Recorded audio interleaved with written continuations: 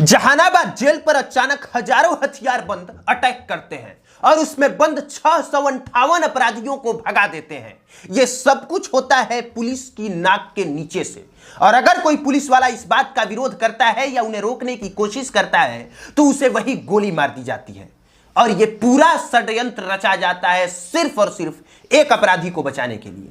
तो जानते हैं वो अपराधी कौन था और क्या थी बिहार के सबसे बड़े जेल ब्रेक कांड की पीछे की कहानी।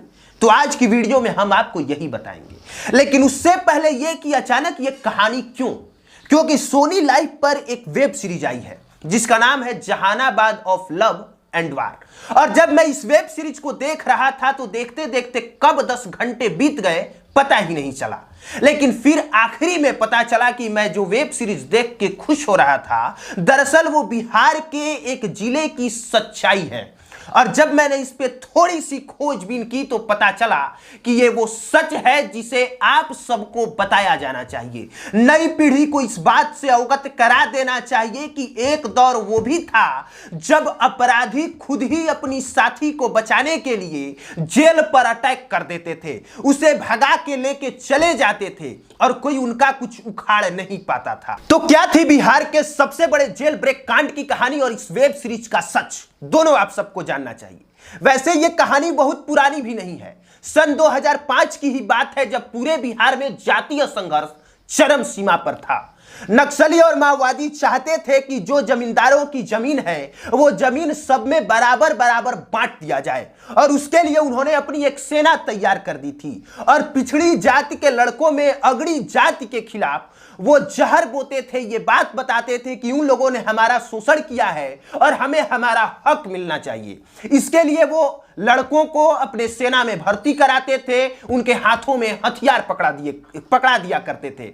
अगड़ी जाति के लोग सरकार पर अक्सर आरोप लगाते थे कि सरकार हमारी सुरक्षा नहीं कर पा रही है, इसलिए अगड़ी जाति के लोगों में भी कई सेनाएं बन के तैयार हुई। उसमें सबसे ताकतवर जो सेना बनी उसका नाम था रणवीर सेना, जिसके प्रमुख थे परमेश्वर मुखिया। फिर क्या था, जाति के नाम पे पूरे बिहार में जातीय संघर्ष तो चल ही रहा था, लेकिन जहानाबाद में जो कुछ हुआ उसने पूरे बिहार को दहला के रख दिया था। क्योंकि जहानाबाद में 2 बार ऐसी निर्मम हत्याएं हुई, 2 बार ऐसा खतरनाक नरसंहार हुआ जिसने पूरे बिहार की स्थिति को डमाडोल करके रख दिया। 30 नवंबर 1997 लक्ष्मणपुर बाथे कांड, जिसमें 60 हत्याएं हुई और वो हत्या का आरोप लगा रणवीर सेना पर। इन 60 हत्याओं में कई सारी महिलाएं थी और कई सारे छोटे छोटे बच्चे थे। फिर 25 जनवरी 1999 शंकर बिघा गांव, जिसमें 25 से ज्यादा लोगों को एक ही साथ मौत के घाट उतार दिया गया था, उसमें भी कई सारी महिलाएं और कई सारे 7-8 साल के छोटे छोटे बच्चे थे। और यह आरोप भी लगा था रणवीर सेना पर ही। मतलब समझिए कि नक्सली और रणवीर सेना के बीच कई बार हिंसक झड़प हुई, कई बार हथियार और गोले बारूद चले, उसमें कई बार कई लोगों की जानें गई और कई गिरफ्तारियां भी हुई। इतनी ज्यादा गिरफ्तारियां हुई कि धीरे धीरे जहानाबाद जेल अपराधी और हत्या करने वाले, खून खराबा करने वाले लोगों से वो जेल भरता चला गया। इसी में एक बड़े नाम की गिरफ्तारी हुई जिसका नाम था अजय कानू। लेकिन उसकी गिरफ्तारी हुई 12 साल बाद, क्योंकि 1990 में उस पर हत्या करने का आरोप लगा, लेकिन 12 साल तक पुलिस का हाथ उस तक पहुंच ही नहीं पाया। वो कानून के शिकंजे से दूर रहा और फरारी पे ही अपना सभी काम करता गया। लेकिन फिर पटना में बिहार पुलिस ने उसे गिरफ्तार किया और बिहार के जहानाबाद जेल में उसे बंद किया गया। लेकिन जहानाबाद जेल की अपनी एक अलग ही कहानी थी, क्योंकि जितने उसमें गिरफ्तार हुए थे उनमें से कुछ या तो रणवीर सेना के अपराधी थे, मतलब रणवीर सेना की तरफ से थे, और कुछ नक्सली थे। यानी कि उस जेल में भी भयंकर संघर्ष चलता था अगड़ी और पिछड़ी जाति के लोगों के बीच। जब अजय कानू की गिरफ्तारी हुई तो पूरा जेल तालियों की गड़गड़ाहट से गूंज उठा। लोग उसके सम्मान में ताली बजा रहे थे, क्योंकि अजय कानू को जो पिछड़े लोग थे, जो पिछड़ी जातियों के जो समर्थक थे, जो लोग थे, वो अजय कानू को अपना हीरो समझते थे। और अजय कानू जैसे ही जेल में आया, जेल में भी संघर्ष कैदियों के बीच बढ़ गया। वहां भी आपस में मारा पीटी होने लगी।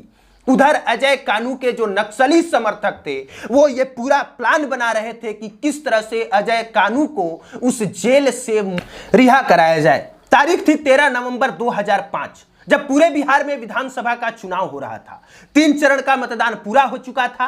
प्रशासन अब चैन की बंसी बजा रही थी। चौथे चरण के मतदान की कवायद शुरू थी, लेकिन इस बात को अंदाजा किसी को था ही नहीं कि अगले कुछ घंटों में बिहार में इतने बड़े कांड को अंजाम दिए जाने की बड़े स्तर पर तैयारी चल रही है, जिसकी गूंज से सिर्फ बिहार का राजभवन नहीं बल्कि दिल्ली की दीवारें भी गूंज उठेगी। किसी को इस बात का अंदाजा नहीं था कि हजारों लोग हाथ में हथियार लिए जहानाबाद जिला की तरफ बढ़ चुके हैं। वो जेल पर अटैक करने वाले हैं और इतने बड़े घटना को अंजाम देने वाले हैं जिसे पूरा बिहार सदियों तक याद रखेगा। रात के 9 बज रहे थे, दिन था रविवार और पूरा जहानाबाद अब नींद की आगोश में जाने ही वाला था। सबके दरवाजे तकरीबन बंद हो चुके थे। उस समय बिजली सबके घर घर तक पहुंची नहीं थी। जिसके घर तक कभी पहुंच गई उसे लग्जरी होना माना जाता था। अभी कुछ मिनट हुए ही होंगे कि जहानाबाद में एक बड़ा धमाका होता है। लोग उसे पटाखा समझते हैं, कोई गंभीरता से लेता नहीं है कि फिर वो तड़तड़ाहट गुंज में बदल जाती है और सैकड़ों गोलियां चलने की आवाज सुनाई पड़ती है। अब डर के मारे कोई दरवाजा नहीं खोलता है और पता चलता है कि हजारों हथियारबंद नक्सली जहानाबाद के मुख्य जिला मुख्यालय पर हमला कर चुके हैं। जो भी पुलिस वाला बीच में आया उसे गोली मार दी गई। बहुत सारे पुलिस वाले वही आत्मसमर्पण कर दिए, क्योंकि उन्हें पता था कि हम सैकड़ों की भी संख्या में नहीं हैं और ये हजारों की संख्या में मशीन गन हथियार लिए हमारी तरफ बढ़ते आ रहे हैं। उन्होंने आओ देखा न ताओ, चारों तरफ गोलियां चलाते गए। जेल के दरवाजे तोड़ दिए गए, तालों को तोड़ दिया गया। अजय कानू उसमें से बाहर निकला और फिर जो वहां हुआ वो आपको बताया नहीं जा सकता।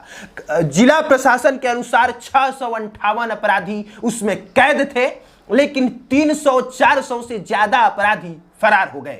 इसके बाद वो नक्सली अपने बाइक पे बैठते हैं और पूरे गांव में घूम घूम के इस बात का अनाउंस करते हैं कि अगर कोई भी हमारे बीच में आया, हमारा रास्ता रोकने की कोशिश की, तो हम उसे ही अपना दुश्मन समझेंगे। हमारी लड़ाई प्रशासन के खिलाफ है, आप लोगों से नहीं है। इसलिए आप लोग अपने रूम में एकदम शांति से बंद रहे। जिला प्रशासन के अनुसार 658 अपराधियों में से 341 अपराधी उसी रात जेल तोड़ के फरार हो चुके थे। माना जाता है कि उसमें से 341 जो फरार हुए थे उसमें से 100 से ज्यादा अजय कानू के या तो समर्थक थे या फिर उनके साथी थे। आरोप यह भी लगा अजय कानू पर कि अजय कानू और उनके समर्थकों ने रणवीर सेना के कई सारे समर्थकों को उठा लिया था, फिर बाद में ले जाके क्या किया ये पता नहीं। हाँ, इतना जरूर है कि उस समय वही जेल पे रणवीर सेना के कमांडर के एक चीफ थे जिनका नाम था बीनू शर्मा उर्फ बड़े शर्मा। उनको वहीं पे गोली मार दी गई थी। अब जब पूरी रात बीत गई, सुबह हुआ और सुबह में सभी लोगों ने अपने घर के दरवाजे खोले और दरवाजे खोलने के बाद सबने रुख किया उसी जेल का। और जब वहां पहुंचा तो हर कोई सन्न था, क्योंकि देखा कि सभी जेल टूटे हैं, सभी दरवाजे टूट चुके हैं और सभी कैदी वहां से फरार हैं। नीचे जब देखा गया तो कई लोगों की लाशें पड़ी थी, उसमें 3 पुलिस वाले भी मार दिए गए थे।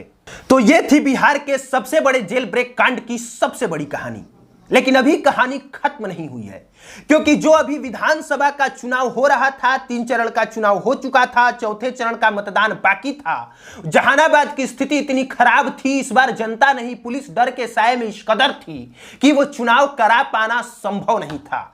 तब रोहतास जिले के पुलिस अधीक्षक थे बच्चू सिंह मीणा। उन्हें प्रमुख बनाया गया और उन्हें ही भेजा गया जहानाबाद में। यह बच्चू सिंह मीणा वही हैं जो अपने समय के सबसे रंगदार रहे शहाबुद्दीन से भी नहीं डरे। उनसे भी उनकी झड़प हो गई थी। इसीलिए शायद पूरे बिहार के प्रशासन महकमे को यह पता था कि अब अगर जहानाबाद की स्थिति को कोई ईमानदारी से संभाल सकता है तो वो सिर्फ एक ही नाम है, बच्चू सिंह मीणा। और बच्चू सिंह मीणा जब उन्होंने गए तो उन्होंने स्थिति को संभाला भी और वहां पर शांतिपूर्वक चुनाव भी कराया। लेकिन उसका रिजल्ट हैरान करने वाला था, क्योंकि जब फरवरी में नतीजे आए तो पता चला कि किसी की सरकार ही नहीं बनी है, यानी किसी को बहुमत मिला ही नहीं। और तब बिहार में राष्ट्रपति शासन लागू हुआ। अब सबसे बड़ा सवाल यह कि ये जितने अपराधी भागे थे वो गए कहां? तो उसका जवाब यह है कि इसके बाद जब स्थिति संभली तो प्रशासन ने चारों तरफ इस बात का ढोल पिटवाया कि जितने अपराधी भागे हैं वो वापस आ जाएं, उनकी सजा कम कराई जाएगी, और अगर आप भागे हैं, अगर आपको भगोड़ा घोषित किया गया तो फिर आपकी सजा बढ़ जाएगी। जिला प्रशासन बताती है कि उसके इस घोषणा करने के बाद 70% अपराधी वापस आ गए थे, लेकिन अजय कानू के समर्थक जो थे वो फिर भी फरार थे। अजय कानू फिर भी नहीं पकड़ा गया और 2005 का भागा अजय कानू 2007 में 4 फरवरी को पश्चिम बंगाल के टनकुपा जगह से गिरफ्तार किया गया और आज 2020 में वो रिहा हो चुका है। रिहा जमानत पे हुआ है और रिहा होने के बाद वो बाहर आके कहता है कि हमने भी ये कहानी देखी, जहानाबाद वाली, मतलब जो वेब सीरीज मैंने देखा उसका कहना है कि ये हमने भी देखा और इस वेब सीरीज में जो कुछ भी दिखाया गया है वो पूरी तरह से झूठ है। जहानाबाद लव एंड वार में जो वार की कहानी दिखाई गई है वो कुछ हद तक सही हो सकती है, लेकिन जो लव की कहानी दिखाई गई है वो महाबकवास है और जो उस समय जहानाबाद में लोगों की स्थिति थी वो उसमें बताया ही नहीं गया है।